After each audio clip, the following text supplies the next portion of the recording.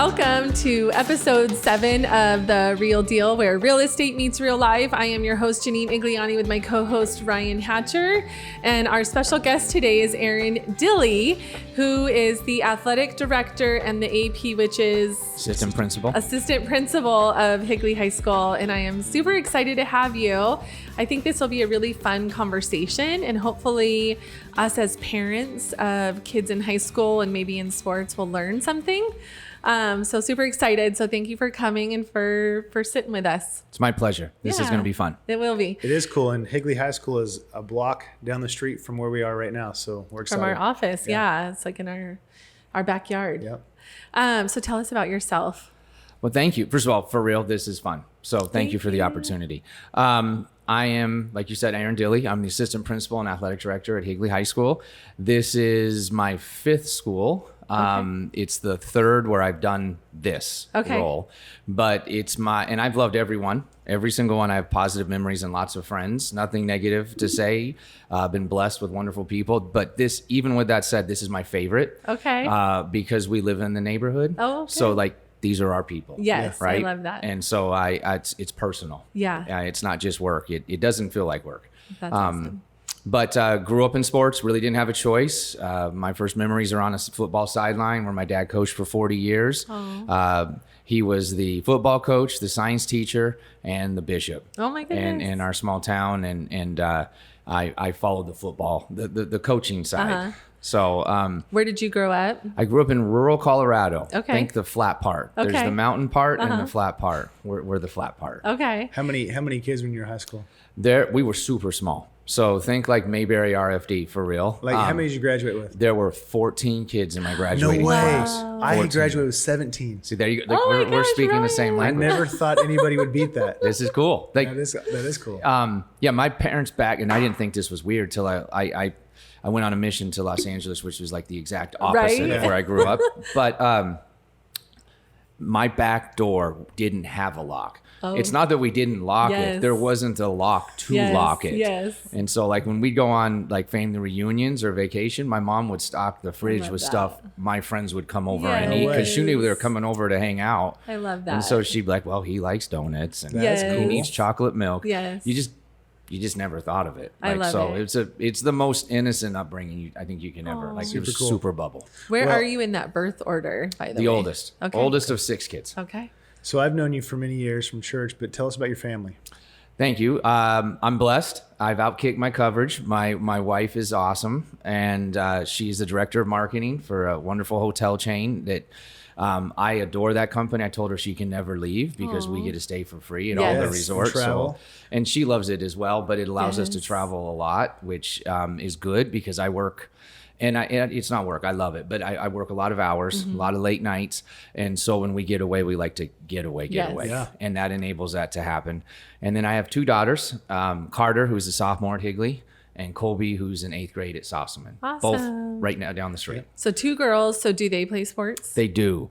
And I'm grateful because we never force them into it. I've seen in my profession, unfortunately, well-intended parents make it happen. And 9 times out of 10, they burn out because they're not doing it because they want to. Right. So I always told myself, and my wife fully agrees, whatever they want, we're going to support. And luckily for me, they like sports. Okay, so what do they play? My youngest is super into cheer. So she goes to tumbling classes, and she does it at club, and then she also does it at Sossaman, which is like a big time thing now. Like nationals and it's big. They work honestly as hard as, if not harder than all of our other teams. And then my oldest is into track and tennis. Nice. How fun. Yeah. Did you ever play tennis growing up? No. Did you play tennis growing up? For fun. Okay. Yeah, but my school wouldn't have had a tennis team. Same here. No, that's we true. We didn't have a football team. Really? Yeah. We had 2 baseball seasons, so that was fun. That'd be awesome. But where I grew up, it was in Missouri, but it was like the Indiana Hoosiers where basketball is everything. Yep. So that was a lot of fun. Anyway. And I love those stories. That's the Midwest high school basketball is like Texas high school football. It's the real deal. Yeah, just not as much money behind it. Yeah. So speaking of all these sports and athletics, what do you think? And I think athletics, I am a parent. I have kids that all three play sports and super busy. My husband did. I did not growing up. So I love like watching them play and being a part of that. It's so fun. But I have seen there's so many intangible benefits to my kids playing sports, right? So what would you say are some of the benefits or some of the reasons for playing sports that maybe aren't just outside of a good workout? That's a good question. Thank you. So I'm a simple person. I learned this from my father. Life isn't as complicated as I think we sometimes make it. He always gave us 3 rules to live by. And he said, if you live by these, you're going to be okay. And again, I'm oldest of 6, but we're all doing pretty well. So I think he did something right. So his 3 rules were work hard, be tough, be a good person. Oh, I love it. It really isn't any more complicated than that. And the cool thing I love about sports is it teaches you to do all 3, right? I like the fact that sports, and this sounds cheesy, so I'll apologize in advance, but it's still true even though it's cheesy. Like sports don't care where you're from. Yeah. It doesn't matter how rich your parents are. It doesn't matter what color you are, what religion you are, what orientation. It really doesn't care. Like when the game starts, regardless of what the game is, those who have put in the work, you're going to see it play out. And it's like the great equalizer. Yeah. I always like it because I like the reward of hard work. And I really think that's a valuable skill that sports teach, is that there is a reward for working when everyone else is not. I love that. And that will pay off regardless. Less than 1% of kids are ever going to get paid to play sports. Everybody wants to, but literally less. That means over 99% are going to have to do something else to put food on their table. Right. But that skill of working hard will benefit the other 99%. For sure. And then being tough, I mean, there's hurt versus injured, right? If you're injured, you shouldn't be playing. Go get treated and we're going to take care of you. But, something hurts, we got to show up. So you got to show up to work. I got to show up to work on days we don't feel amazing. We only get so many days off. My back is hurting as we speak. And you're right. Perfect example. Right. And what a lesson that teaches us, right? About just showing up even on the times you don't want to show up. And then the best skill I think kids can learn is to be a good person, be a good teammate. Yes. Are you someone you want to be around? Are you someone that makes your teammates better? Yes. There's a great coach. You like basketball. One of my favorite coaches is Roy Williams, even though he was at Kansas and North Carolina. I know Ryan's a Kentucky guy. But Roy Williams in a clinic I was at one time said, there's only 2 human beings in this world, energy givers and energy takers. There's no gray area. You can't be in the middle. You're either making the room better or you're making the room worse. That reminds me of the UConn coach, the women's UConn coach. Gino. Yeah. So he said that they pay a very high premium on character, and when they recruit, they will watch when that star player is taken out of the game, what they do on the bench. Yes. And if they're not doing what they expect, they don't even go after them. They're done. I love that. Gino's one of my heroes. He's awesome. My oldest played club softball, and a lot of recruiting happens in club softball in the tournaments. And a big thing that her coach had always taught her and her teammates was they're going to look at how you show up to the field, right? How you hustle when it's not game time and how you handle some of those adversities. So it's not just, what's her batting average and all of that, but it's what's her attitude off the field and how does she show up to play? And I love that, right? Because when you think about, to your point, like being on a team, it's kind of like our real estate team, right? Like who you surround yourself with is so important. And to your point, even further, are they adding to your energy or are they sucking it away? And on a team, that can make all the difference who you have and on the team. And so sometimes you may not be the greatest player, but you have the best attitude and you're encouraging your teammates out there. That can be huge. Absolutely. And I'm glad you touched on that for like your work team, right? When you're making decisions on that, whether it's bringing someone on or promoting somebody, without a doubt, one of those factors is how much better do they make the work environment. 100%. And that's not everybody knows this, but like that is a major factor in the recruiting. Your daughter has a wonderful softball coach. I can tell. I'm happy they're getting those lessons because we've had recruiters come to us and we've had to be honest with them. We're never going to be dishonest. One, it's always best to be honest. But 2, people don't realize we can't shine on a recruiter because if we do and they take someone that then goes in and blows up their team with selfishness or a bad attitude, number one, they only get so many scholarships. So they're going to be really upset at us that we basically led them on. and they're never going to come back to us again. So we're basically poisoning the well for all future athletes by, and even though your heart is in it and you want to help that kid, you can't lie to them. And so there's been, luckily, very few, but there's been a couple of times where the recruiter said, hey, how are they as a person? And we know they have a discipline record, and we know that their coach was constantly on them, and we know that several of their teammates, you know, they didn't get along. And we have to tell the recruiter that because they're making a major investment in it. They're bringing them into their life. They need to know who they're getting. I love that. So let's talk about that, because a lot of kids in high school are looking to their next step, right? Their future, and maybe that's playing in college. What are some tips or some advice that you would give to those players if they want to go on and further their sports career in college? It's a great question. So this is just my humble 2 cents. It's probably not even worth 2 cents, but it would be to have a real conversation with someone not financially vested in your child. I've coached club before. I have nothing but positive things to say about club sports. But that said, people also need to remember that club sports are being paid, right? So there's nothing wrong with that. Again, some of my best friends are amazing club coaches, but when you're talking to a parent, you have to try and be real with them when you're a club coach, but you also have to make sure they keep paying to be a part of your club. So you kind of got to take a little bit of a grain of salt. You got to go to someone who's going to give you a real evaluation, and then be open to the fact that not everybody's going to go. You hear all these kids say, I'm going D1, I'm going D1, I'm going D1, which is the highest level you can go, the largest, competition level. But that's not for everybody, right? And there's amazing opportunities at Division II, amazing opportunities at Division III, NAIA, even JUCO is awesome for a lot of people. Some of our most well-known athletes started out at the JUCO level. And unfortunately, I think my personal advice is I think too many people lock into D1. And we hear... You mean in their mind? In their mind. And they think that if they don't go there, they failed. They think that that's the only destination is to go Division I. And you see like 8th graders posting stuff on social media and freshmen posting stuff on social media saying future D1. And I'm happy they have that goal. That's good. But it's not a one size fits all. And we've been blessed to have some kids. We have two of our kids who one's a Division III All-American, the other's a Division II All-American. They'll probably both be invited to the NFL Combine. That's cool. Right? And so their path, thankfully they didn't go, and some will say, I'm not gonna go Division II or Division III. That's beneath me. I'm gonna go walk on. But they never play. They'll never play. They're gonna get buried as 5th or 6th on the depth chart, yet you're still having to wake up at 5 o'clock in the morning and go lift with everybody else, and you're looking, and the next year they bring in another 4-star recruit right behind you, and you never get to develop. Whereas you can go to a Division II or Division III school, play, get reps, and then be seen. And look around the NFL. There's an NBA.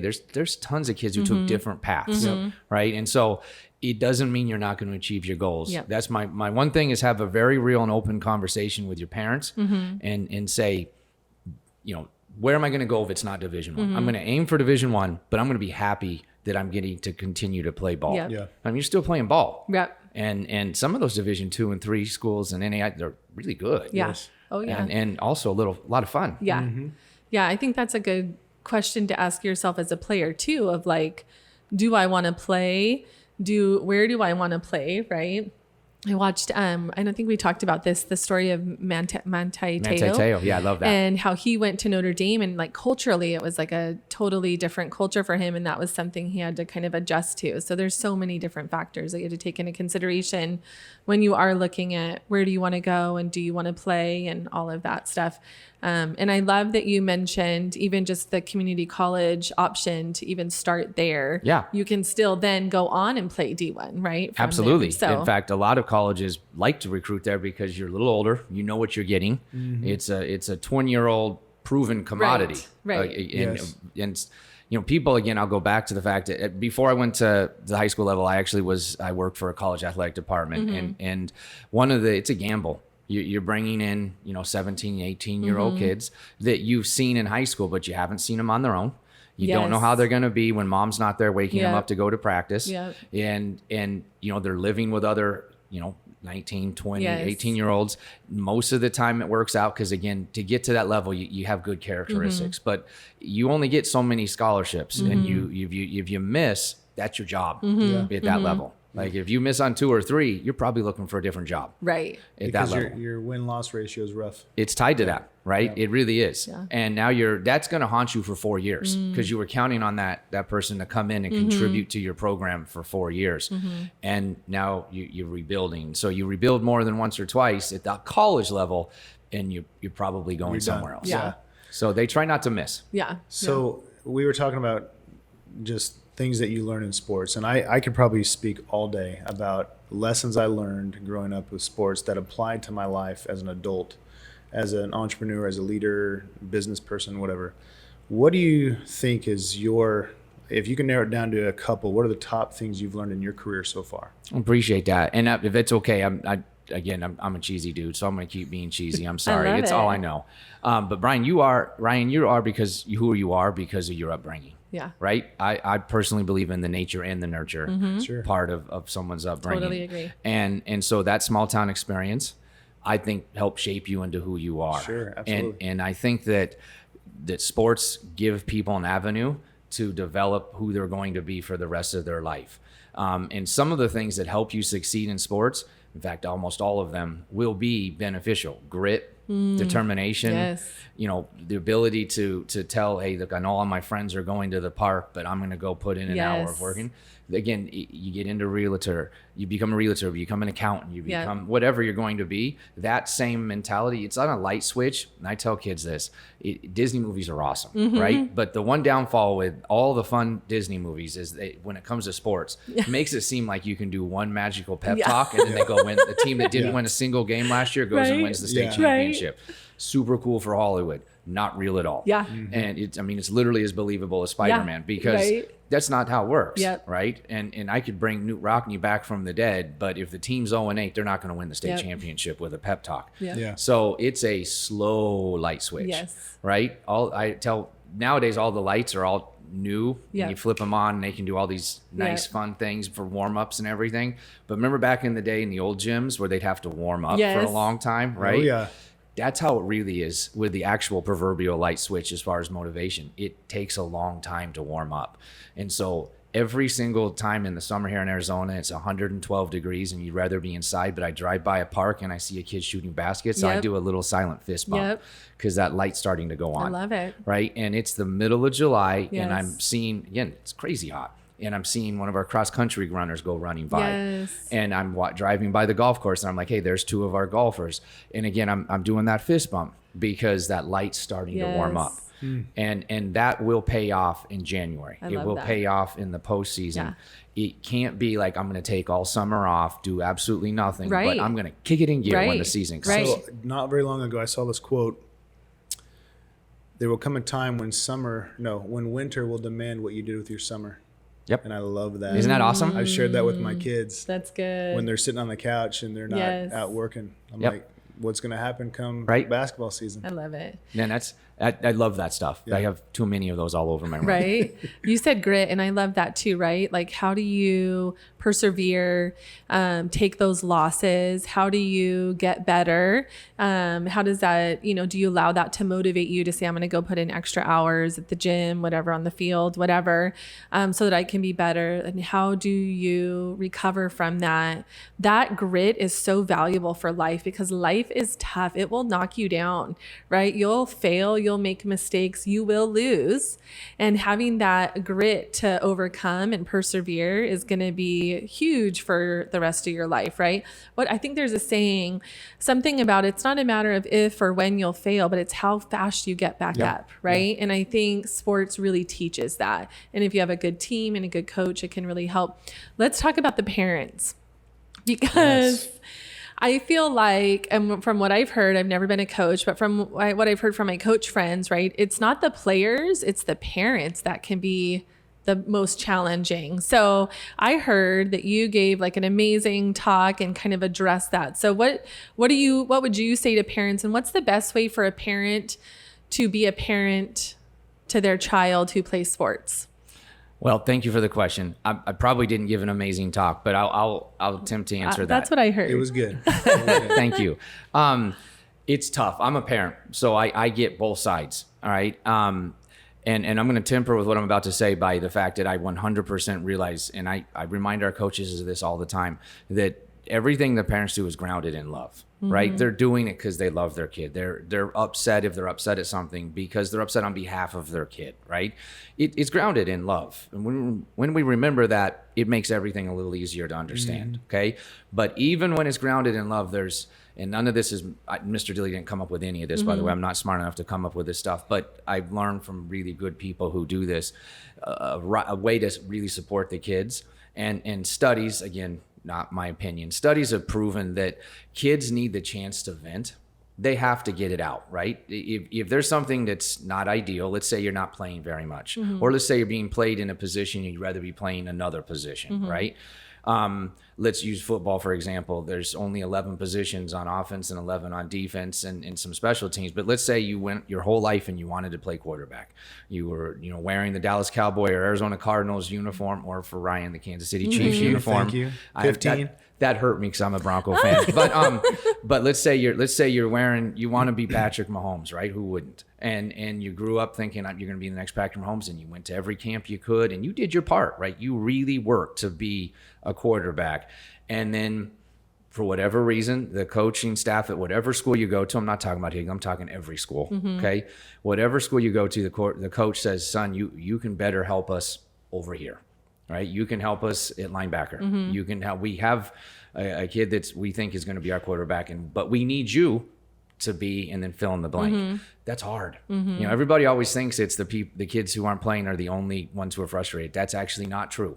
It's equally the people who are playing another position that wants to, have their mindset on a point guard in basketball, but they need him to be a forward or whatever. And they're trying to tell us, hey, there's several NBA players that are 6'5" that play point guard. That's true, but we need you here, right? So when your kid comes home and they're venting, Mom, I'm better than so-and-so, or Dad, if they just give me a chance, do this, or they say they're not playing, which is hard. Let them vent. Let them get it out. Be sympathetic, because truthfully, that does stink. It's hard. And I always remind our coaches, don't get frustrated at that. That means that kid cares, right? Yeah. That kid wants to help the team. Their heart is in the right place. They're competitive.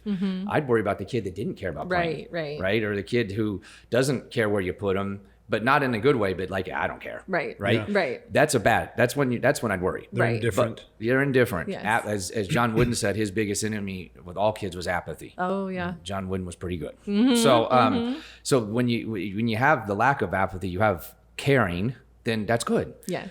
And let them talk. They need to talk. But my only advice to parents in that would be to just let them talk. It doesn't mean that they need you to do anything. Yes. Okay.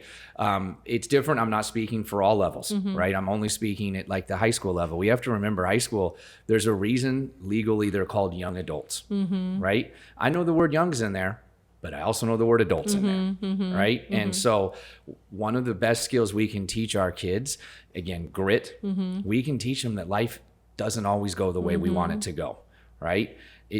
I feel we're all blessed to be here. Yes. We all are grateful for what we have, but we could also all point to things that didn't exactly go the way that we wanted them to. And yet we kept going, and that's why life is pretty good, right? Well, and because those failures, those whatever actually brought us here. Right. So, yeah. And that's a good lesson that we can teach those kids when they come home. And I've done this with my own kids. So I'm literally preaching to the choir.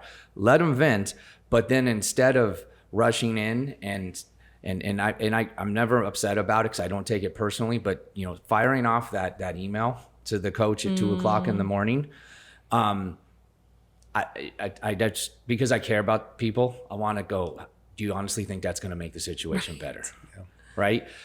There are ways to address it. And so when parents come to me, and they do sometimes, they say, how can I address it? I would like my kid to play more. Yeah. I would like them to consider playing her at this position or him at this position. Think about the way you phrase it. So like as a coach, I'll phrase, if someone came to me and they said, hey, my kid's not playing, figure it out, or I'm going to get you fired, whatever. I don't know a single coach is going to go, all right, now I'm going to play him. Right. Yeah. No matter what the level, that's not going to work. Right. So, but I actually respected it and some would come, and this is how I try to coach parents, is I'm not saying not to address it. You have every right to address it. But how do you address it? So for example, instead of saying it that way, maybe come up and say, hey, coach, my kid, it's killing him that they're not playing. And he's worked really hard. She's worked really hard. And we'd like to have them to have that opportunity, but we respect that you're doing what's best for the team. So that means there must be a reason they're not playing. Yes. Can we talk about the reason they're not playing? Right. What can they do to earn more playing That's right. time? So now you're not talking about not playing. Most coaches, I completely support this, have a hard and fast rule. I'm not going to talk about playing time. But what they will talk about is, and this is the magic words, what can we do to help the team? Because the coaches, I always tell people, coaches absolutely play favorites. And that takes people back because they're like, oh, we knew it. I'm like, yeah, they play favorites for the kids who are going to help the team win. That's their favorites, right? You know, Phil Jackson's favorite players were Michael Jordan and Kobe Bryant. And there's a reason, right? Yep. The people who are going to help you win. And you know, that's, you're here to win. Because if the coaches don't win consistently, or at least on the path to winning, they're in danger of their job too, because then you have all the other parents coming in saying, get rid of the coach, they're not winning. So at the high school, certainly college and pro level, they're there to win. And they're absolutely going to play players who help them win. As long as they're doing all the other stuff too, right? You know, taking care of their grades and their behavior and all that. But if they're all doing that equally, and you have 60 players on a team, or whatever the sport, you know, 15 in basketball per level and all that other stuff, you can only play who you can play. The ones you're going to put on the field, the court, are going to be the ones that are going to help you win. So if you can go to the coach and say, what things can my son or daughter do to help the team win?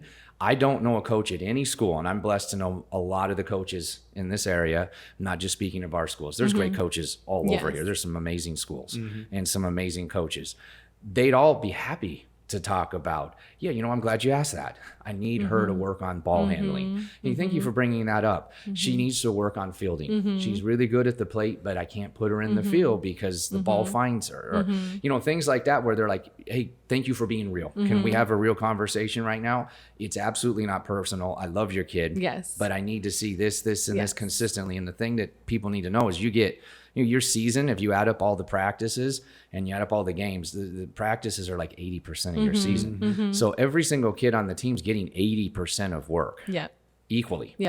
And then 20% is not equal. It's not equal at the games, right? It's you play the ones who are going to help you win. But during the 80%, what can you show that coach that's going to help to put it in her or his mind? I love it. That we're going to help you win in that 20%. I love it. And I know every single coach I know, again, I'm not speaking of just Higley, I speak of every school around here, would be very happy to have that conversation. Because it's one more player that can now help you win if they develop those things. So what do you say to parents like me when my student athlete child comes to me and says that comment or makes that complaint, is frustrated, and I don't even consider talking to the coach? I say, what are you doing? That's right. What do you say to that? I'd say you're next level. Okay. That's appreciated. But I would actually say that if your dad or mom instinct was that you say you give him an answer to that, right? Because I always feel parents know best. But in the back of your head, you're thinking, no, he actually is doing that. He's doing everything he can. Now, there may come a time where you feel that way. Then you're it's productive and helpful to go to the coach at that point and say, hey, you know, no harm. We're all cool here. We're trying to work together, but what can my son do? Because I'm trying to give him everything I can, and it looks like that's not enough to get some playing time, which is totally cool. Can you tell me what I can do to get here? Because as parents, maybe we're not seeing it from the angle that they're seeing it. And so if we can see it from the same angle, again, coaches are happy to have those conversations because it's a wonderful thing to have every person on your team that can contribute and help you win. And unfortunately, injuries are a part of sports, and you always need as many able-bodied, helpful people as you can. That makes you a strong team.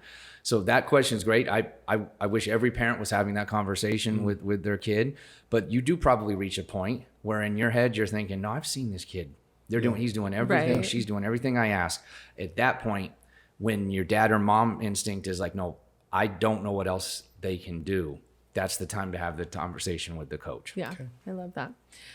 That's good stuff. So I'm sure in your tenure, you've seen and you've experienced, you've had challenges, you've had some amazing moments. What are some of those challenges that you've had to deal with in your role?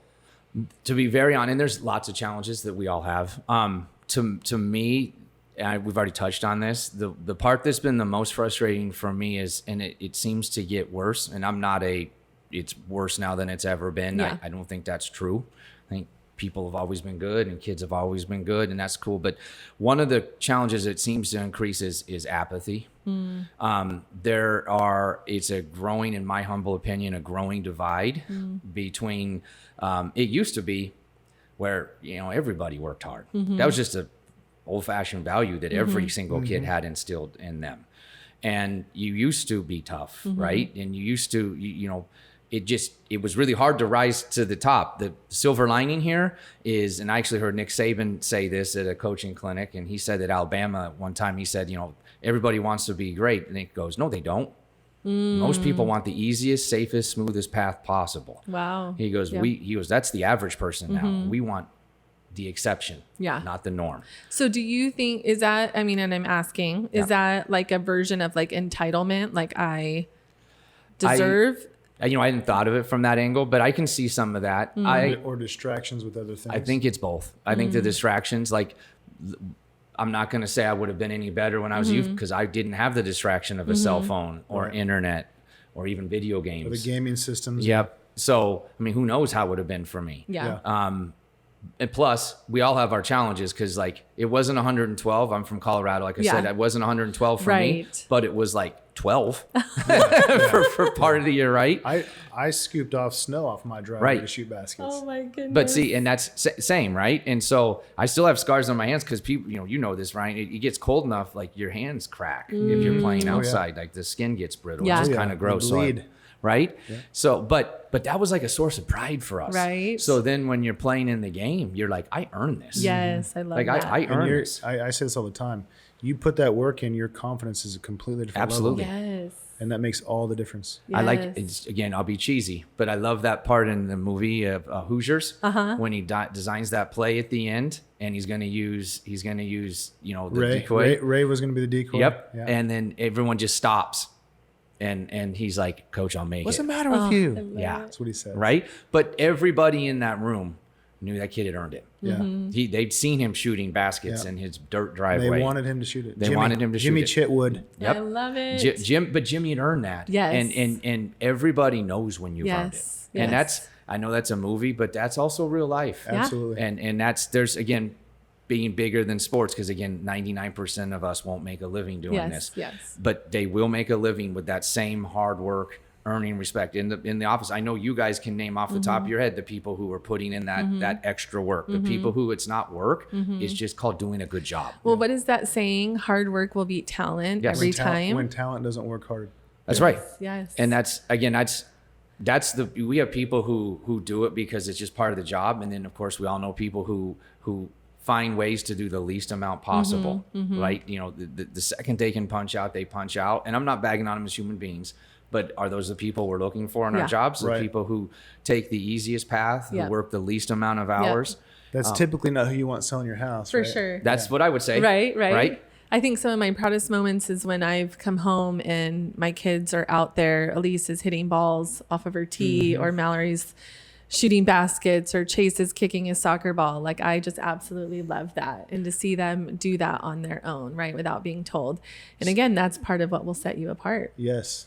Well, so apathy is a problem, right? Yeah. How do you feel about the youth today, their ability to persevere through challenges? Is that a problem too? It is. And studies with conflict will prove that there's more conflict now than there used to be. There is a silver lining there, though. What do you mean there's more conflict now? Like as far as confrontations. Oh, okay. I should have been clear. Thank you for clarifying. That's a good question. Like, for example, we have to go to meetings with athletic directors, have to go to state and national meetings where we're trained on how to keep our employees safe, how to keep the officials safe, how to keep the players safe. There's more safety regulations than there ever have. But like every single rule has a reason why there's a rule. So why do we have to go to those? Because officials are being attacked, because coaches are being attacked. I love where we're at, but in my tenure, I'm not going to say which school it was where it happened, but I've had people take swings at coaches after games. Last year in Arizona, someone took a swing at a coach after the state championship game. That's too bad. Here in Arizona. There's been officials. Last year, there were multiple cases in the state of Arizona where officials were attacked in the parking lot after games. Well, so that brings up a point. You had mentioned that there's seemingly a nationwide shortage in referees. Why is that? Because it's no fun. Yeah. It's again, going with that conflict. It's just the norm now. It used to be like, there was a decorum and there was you had your outliers. Always. I think people that were probably playing in coaches in the 30s could tell us there were those outliers, right?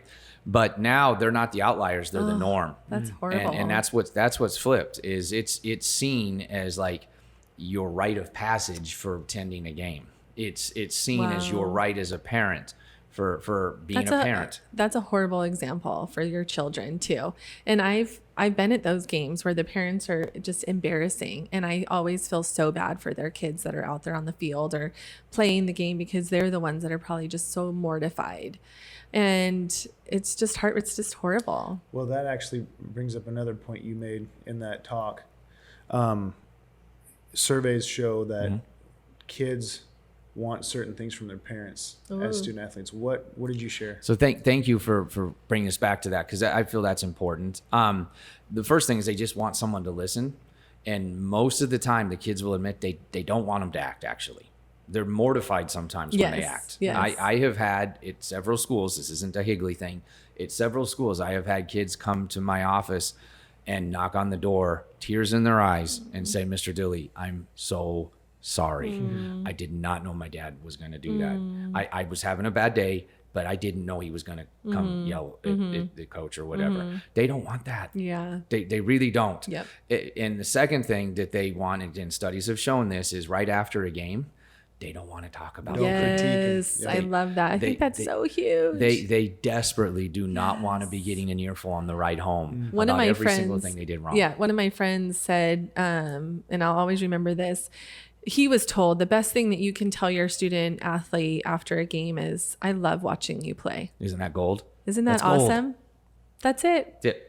And if they want to talk about it later that night and they yes. come up and say, "Hey, Mom, did you see this play?" Yes. Or, "Dad, what did you think about this?" Yes. Then go. Right? Yes. They're opening the door. Yes. But if they don't open the door, don't kick the door in. When I always tell my husband, sorry, Ryan, I always tell my husband, because we're passionate people. I bet you are passionate, Ryan, I've when your bombed kids that play. test before. Okay. Yeah. So, but I feel like I've had a little bit of experience. My oldest is a senior now. They have coaches. We're the parents. Let us be parents, right? And as a parent, I feel like the best thing we can do is just love on them and encourage them and point out what they did well. Yes. Let the coach them and tell them what they need to work on or do better, unless they ask us.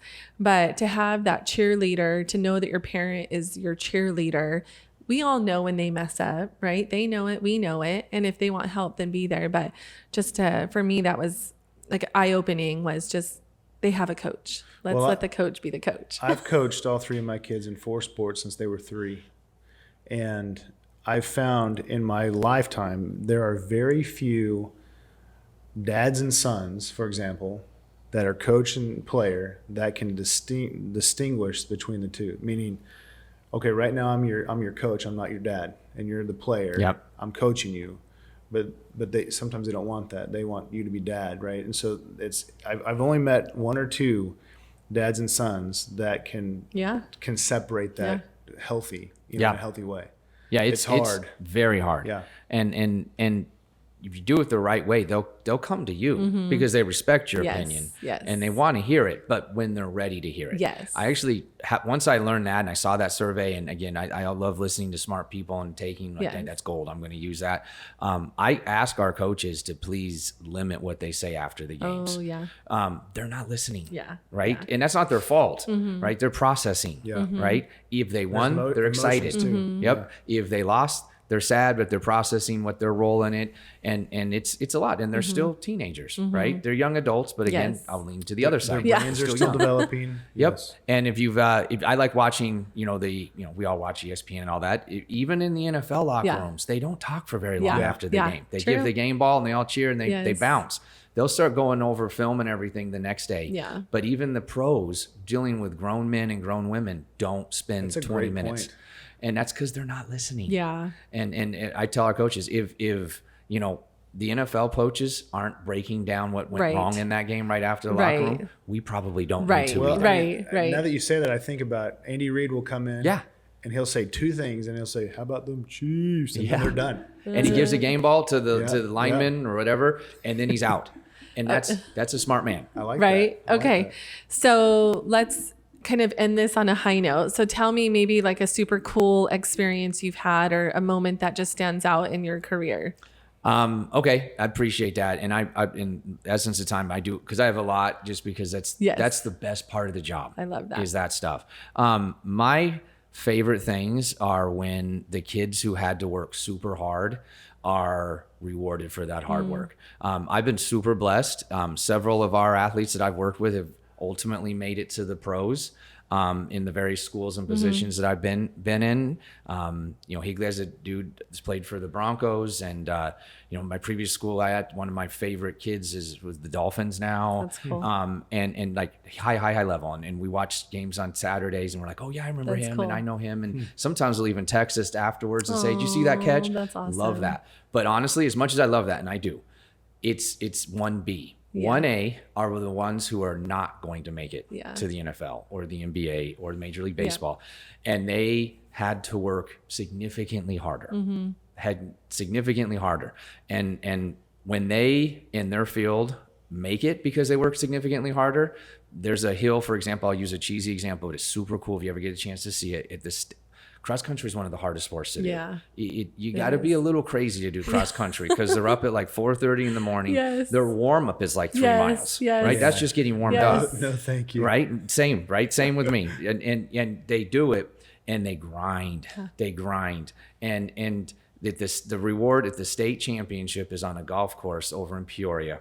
And there's this big hill, and they come down the hill to the finish line with the proverbial ribbon, and there's a wall of people that they come running into, and I'm that dude acting like it's dust, but I get misty eyed every time one of our kids comes over the hill, because I knew how hard they worked to get there. I love that. And I love that reward. I love it when they get across the finish line and they collapse in their parents' hands, and I think that's what it's about. Yeah, that's cool. Right there. Well, you know what? This was awesome. You can see your passion for what you do, your love for the students, and those students are blessed to have you. That's super cool. So thank you. This was fun. We love to do a fun little rapid fire question and answer at the end.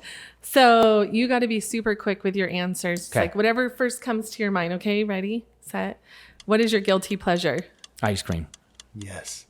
What's the best book you've ever read? Jim Tressel's book on coaching. Okay. How do you like to spend your free time? Family. I think I know the answer to this. Do you prefer camping or going to the beach? Beach. What is the app that you most use on your phone? ESPN. Okay. What is your biggest pet peeve? Bullies. Okay. Do you have any hobbies? Golf. Wait, did you say bullies or boys? Bullies. Oh, I should enunciate. Bullies. Okay. Okay. I thought by you the way, said boys. Thank you for clarifying. I have why I nothing thought against you boys. Bullies. He has 2 daughters, so I figured. Yeah, right, no, that may right? change in I'm a few glad years you as they start dating. But clarified, for right now, bullies. Bullies. Okay. Okay, yes, definitely. If animals could talk, which one would be the most sarcastic? Geez, that's a wonderful question. I would say a Labrador Retriever. Okay. Okay. Who do you admire most and why? My father. I love that. Why? Again, Coach Bishop. Stud. He hit it out. He's still hitting out. They just asked him to be bishop again. That's cool. 74 years old. You got to that- send this to your dad. I'm sure he's going to love to hear that. So that's an ecclesiastical leader, basically, for Yes. a group of 300 people. Yeah. So, okay. Last one. A genie in a bottle randomly gives you 3 wishes. What are they? And you can't wish for more wishes. Yeah, thank you. I wouldn't. I think that's dangerous. Yes. I would wish, this sounds cheesy, but I would wish to be assured that my family would have a safe and healthy life, make smart decisions, whatever that word was. I would like to have a house on the beach in Naples. Okay. And Maybe not after today. no. Yeah. And then the third one would be to have enough to share to get in an indoor facility training facility like Legacy at Higley. I love that. Yes, that'd be awesome. I love that. Very cool. Well, thank you so much for joining us. We appreciate you all who have tuned in. Make sure you like and subscribe, and we will see you next time. Thanks. Thank you.